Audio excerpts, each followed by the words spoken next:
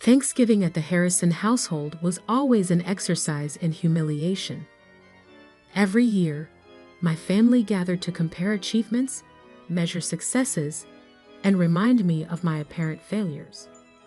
But this year was different. This year, I knew something they didn't. Madison's still working at that tiny investment firm. My sister Vanessa announced to the assembled family, wine glass dangling from her manicured fingers. "What's it called again, Mads?" "Cornerstone something." I took a slow sip of water, hiding my smile. "Just Cornerstone Partners." "Right," she smirked. "The boutique firm." How quaint. What my family didn't know was that Cornerstone Partners was mine. I'd founded it 3 years ago, and we now managed over $2 billion in assets. But they all thought I was just another employee, grinding away at a small-time operation. I'd never corrected their assumption. "At least she's employed," my mother sighed, adjusting her pearls. "Though I don't understand why you won't come work for Harrison Global. Your father could make you a VP tomorrow."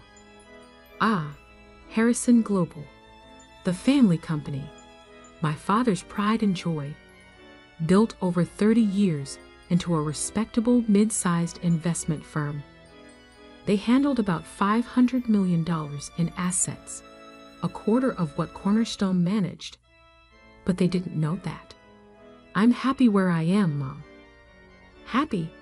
My brother Derek scoffed from across the table. "Making what, 80 grand a year? While we're closing multi-million-dollar deals?" I thought about the $80 million deal sitting on my desk back at the office, the one that would determine Harrison Global's future. But we'd get to that soon enough. "Not everyone needs a corner office to be successful," I said mildly, helping myself to more turkey. "That's because you've never had one," Vanessa laughed. "Remember when Madison thought she could start her own firm? Right out of business school." The family chuckled at the memory.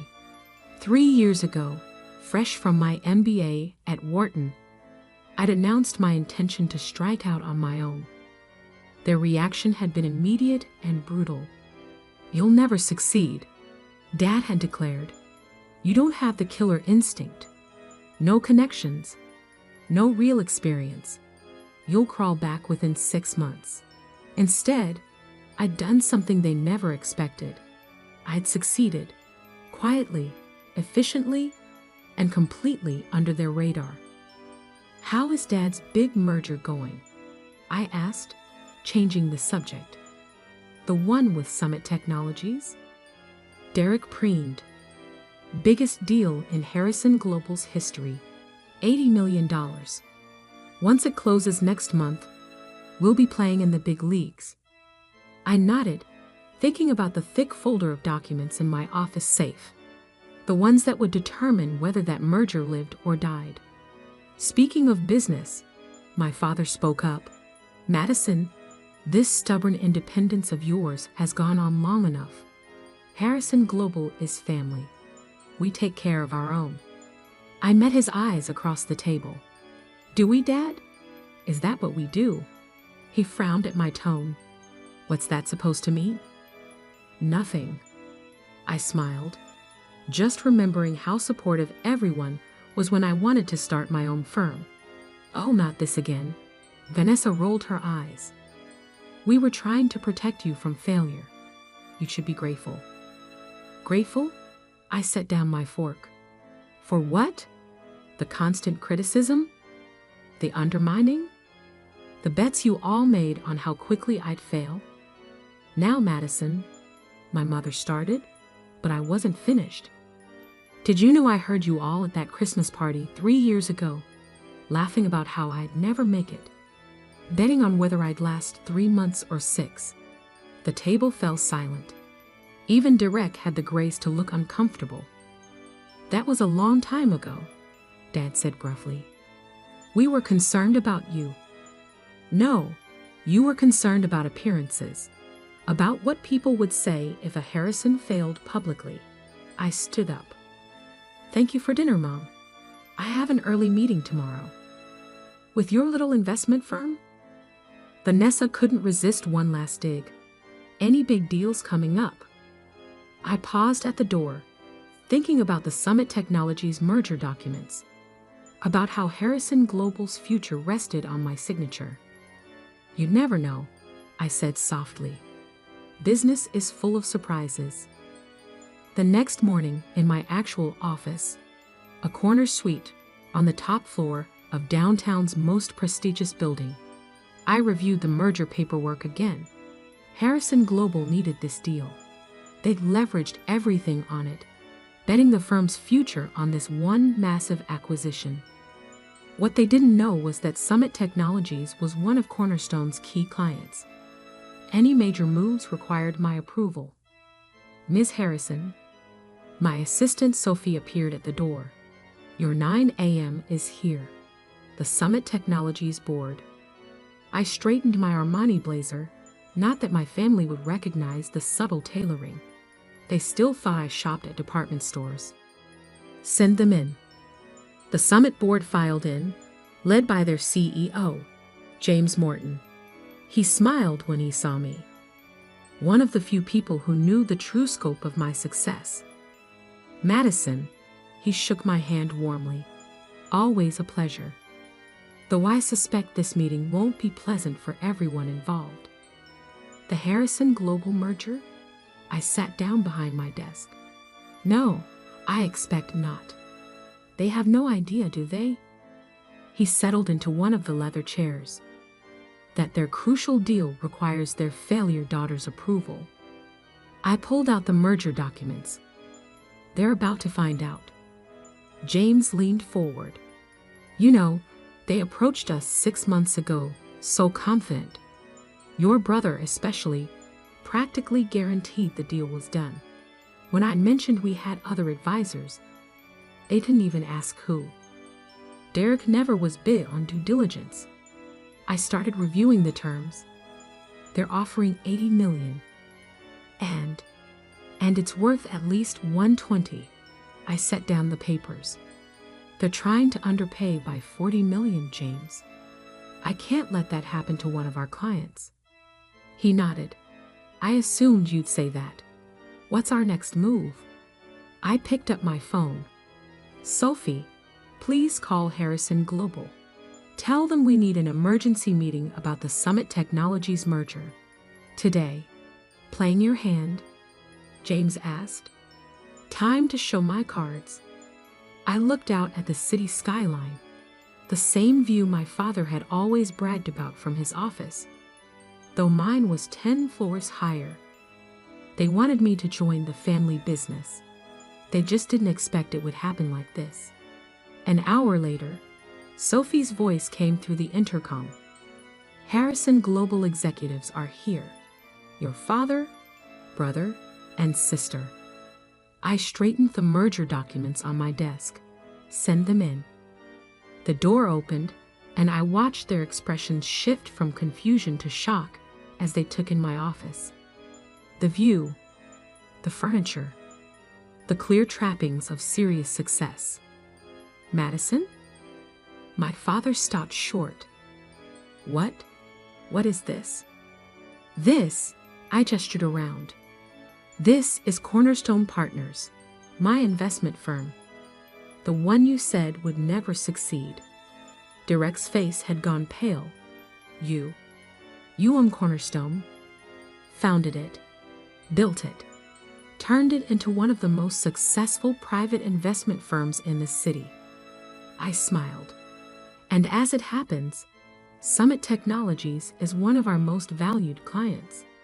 The blood drained from my father's face as understanding dawned. No. Yes. I held up the merger documents. Your $80 million deal, it needs my signature. The silence that followed was deafening. 3 years of mockery, dismissal, and condescension had led to this moment. The family that said I'd never succeed was about to learn just how wrong they'd been. And this was only the beginning. My father was the first to recover from the shock. his business instincts kicking in. "Madison," he said, forcing a smile, "why didn't you tell us?" "This is impressive." "Impressive?" I raised an eyebrow. "Yesterday at Thanksgiving, you were all still mocking my little investment job. What change? The office? The view? Or the fact that I hold the future of Harrison Global in my hands?" Vanessa stepped forward, her designer heels clicking on the hardwood floor. "Come on, Mads. We're family. All that stuff before, we were just teasing." Teasing. I opened my desk drawer and pulled out an old recorder. "Let's refresh our memories, shall we?" I pressed play. Their voices from 3 years ago filled the room. "She'll never make it 6 months." Derek's voice. "Who would trust her with their money?" Vanessa's laughter. "She lacks the killer instinct." No Harrison Drive. Dad's dismissal. I stopped the recording. I kept this as motivation. Every time I doubted myself, I'd play it. "Remember what you all thought of me. It worked better than any pep talk." "That was a long time ago," Derek protested weakly. "Really? Because just yesterday you were all still treating me like a failure." I stood up, walking to the window. "Do you know what Cornerstone's assets under management are?" They shook their heads. $2 billion. 4 times what Harrison Global manages. I turned back to face them. "That little investment firm you've been mocking? We're one of the top performers in the market." My father sank into one of the chairs, looking suddenly old. "Why didn't you tell us? Would you have believed me? Or would you have found some way to dismiss it, like you dismissed everything else I've ever achieved?" "But the Summit Technologies deal," Derek interrupted, his face flushed. "We've been working on this for months." "Yes, trying to underpay by $40 million. I picked up the merger documents. Did you really think James Morton wouldn't have his own advisors looking out for his interests?" "James Morton." Vanessa's eyes widened. "He knew all this time?" I smiled. "He's been a client since I started Cornerstone. He found it quite amusing when Harrison Global approached him, so confident they'd get a bargain." "We need this deal," my father said quietly. "Harrison Global is leveraged on this acquisition." "I know." I sat back down at my desk. "I've seen your books. You've bet everything on this merger. If it falls through, you'll lose half your clients. Maybe more." The silence that followed was heavy with realization. They were completely at my mercy. "What do you want?" Derek asked, his usual arrogance replaced by desperation. "Want?" I laughed softly. "What makes you think this is a negotiation?" "Madison, please." My father leaned forward. "Whatever happened in the past, we're still family." "Family?" I pressed a button on my intercom. "Sophie, please send in Mr. Morton." James walked in, nodding cordially to my stunned family members before taking a seat. "James has an interesting story about how this deal came about," I said. "Would you like to share, James?" He smiled. "When Derek here first approached us, he was quite aggressive. Insisted that we'd never get a better offer than Harrison Global's. Said we'd be foolish not to take it immediately." Derek shifted uncomfortably. "What Derek didn't know," James continued, "was that I was having dinner with Madison that same night. We had a good laugh about it." "You've been playing us," Vanessa accused. "No, I've been protecting my clients' interests." I stood up. "Harrison Global's offer is $40 million below market value. That's not happening."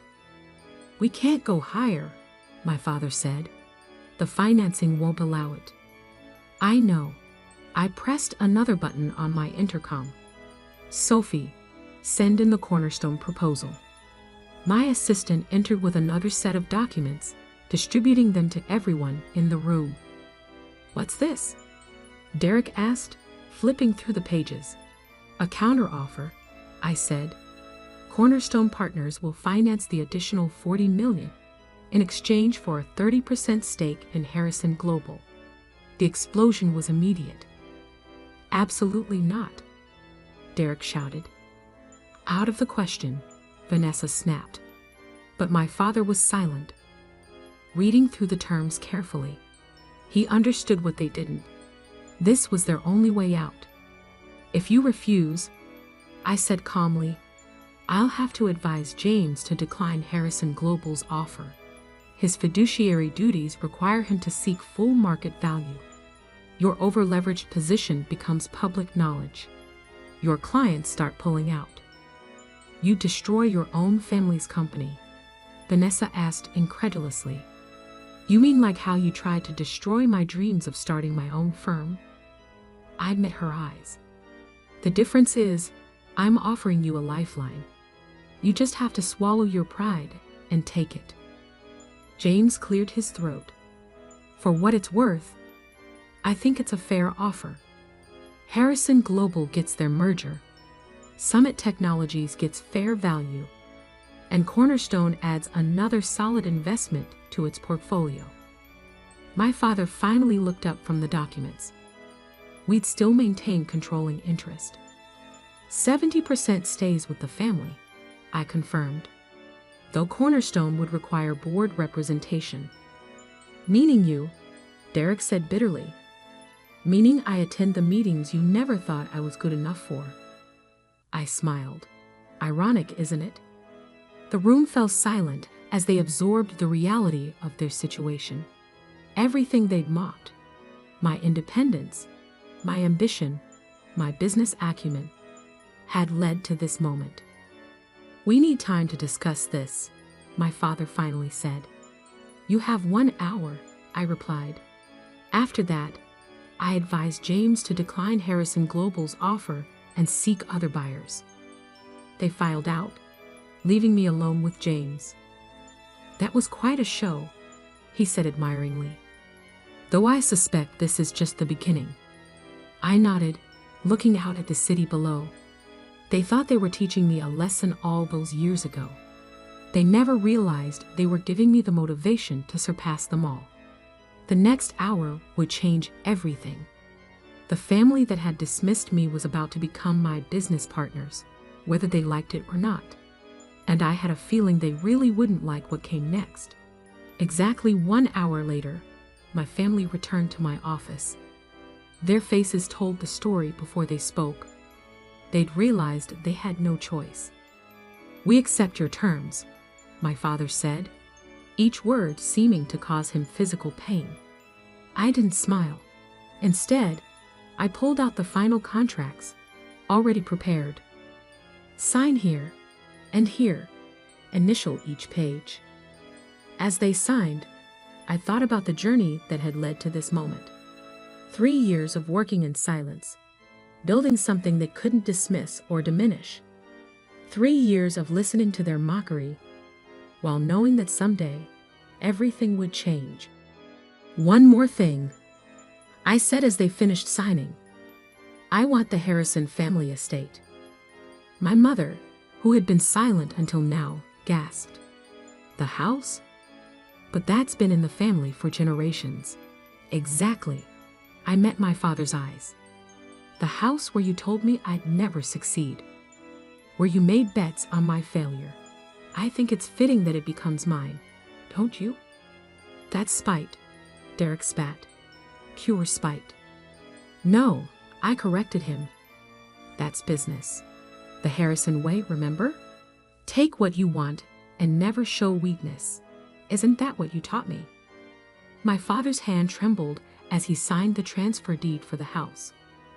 30 years of building his empire, and in one morning, his failure daughter had taken control.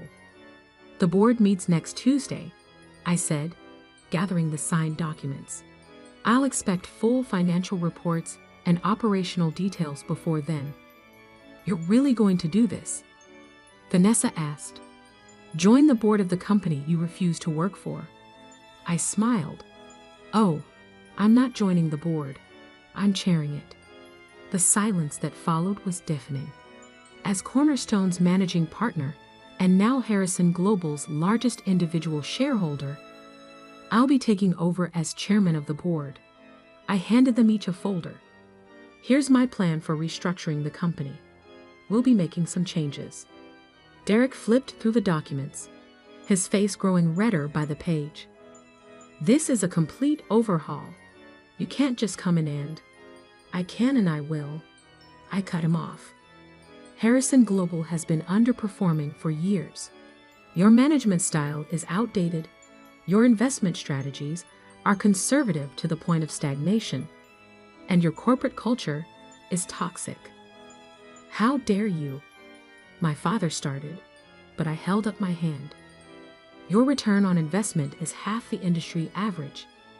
You've lost major clients to more innovative firms. The only reason you're still afloat is family name recognition. I leaned forward. That changes now. And I suppose you think you can do better. Vanessa sneered, but the tremor in her voice betrayed her fear. I don't think. I know. I pressed a button on my desk, and the wall screen lit up with Cornerstone's performance metrics. These are our returns over the last 3 years. Compare them to Harrison Global's. The numbers told the story better than words ever could. Cornerstone had consistently outperformed not just Harrison Global, but most of our competitors. This is what success looks like, I said quietly. Real success, not the kind you measure in corner offices and country club memberships. My father stared at the screen, then at me, seeing me clearly perhaps for the first time. You really did it, didn't you? Built all this on your own. No thanks to any of you. I stood up and walked to the window. You know what the difference is between us. You built Harrison Global to prove something to the world. I built Cornerstone to prove something to myself. And now you want revenge, Derek said bitterly. I turned back to face them.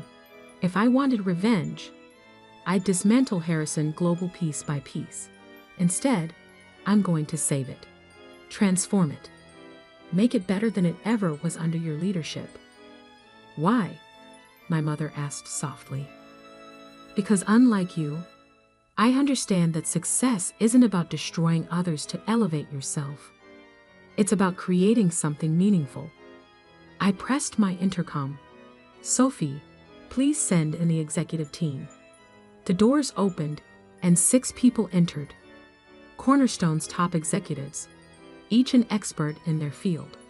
People I'd hired not for their family connections or social status, but for their talent and vision. Meet your new management team, I announced. They'll be overseeing the integration of Harrison Global into the Cornerstone family of companies. You're absorbing us, my father's voice cracked. Merging, I corrected. Though given the disparity in size and performance, it's more of an acquisition. Derek stood up abruptly. This is ridiculous. I won't work for my little sister. You're right, I agreed. You won't. Your position is being eliminated, effective immediately. Vanessa's too.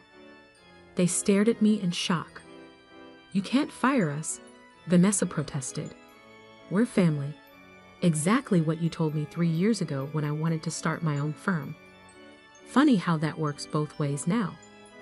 My father remained seated, looking suddenly very old. And me? You'll retain an advisory position, non-executive. I softened my tone slightly.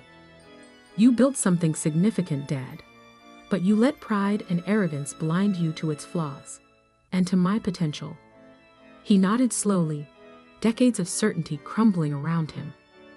The Harrison name will continue, I assured them, but it's time for new leadership. Leadership that understands that true success isn't about domination. It's about creation. One by one, they left my office, their worlds forever changed. Only my mother lingered behind. "The family dinner next Sunday," she said hesitantly. "Will you still come?" I thought about all the dinners where I'd sat quietly, enduring their judgment and mockery. "Yes, but things will be different now." "Because you won?" she asked. "Because I succeeded, despite all of you." After they left, I sat in my office as the sun set over the city. Sophie brought in a bottle of champagne, the same vintage my father used to proudly serve at family functions. "Congratulations," she said, pouring 2 glasses. "Though somehow I don't think this is how they imagined bringing you into the family business." I laughed, taking a sip. "No, I imagine they pictured me in a junior position, working my way up through their approval. Instead, you bought your way in from the top." "Not bought," I corrected. "Earned. Every penny, every client, every success. I earned it all." My phone buzzed with a message from James Morton. "Brilliant performance today. Your grandmother would have been proud." I smiled, remembering the woman who'd believed in me when no one else did. Who'd left me the seed money to start Cornerstone, swearing me to secrecy until the time was right. To Grandma Rose, I raised my glass. Who taught me that success isn't about proving them wrong? It's about proving yourself right. The next morning, I arrived early at Harrison Global's offices, soon to be renovated and rebranded. The security guard did a double take when I used my new key card. In the executive suite, I found Derek and Vanessa clearing out their offices, shooting me venomous looks as I passed. My father's office, my new office, still held the trappings of his reign. Photos of deals closed, awards won, the carefully curated image of success he built. I set down my briefcase and opened the curtains, letting in the morning light. On the desk, I placed a single framed photo. Me at 22, fresh out of college, standing in front of the tiny office where Cornerstone began. Success, I'd learned, wasn't about the corner office or the family name. It was about having the courage to believe in yourself when no one else would. The intercom buzzed. "Ms. Harrison, the board is ready for your first meeting." I smiled, straightening my jacket. Time to show them what real success looks like. "On my way," I replied, taking one last look around the office that had once been the symbol of everything I couldn't achieve.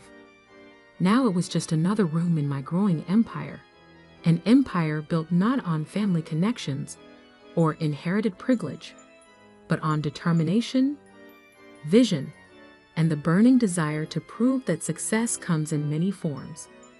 And sometimes the sweetest success is the kind they never see coming.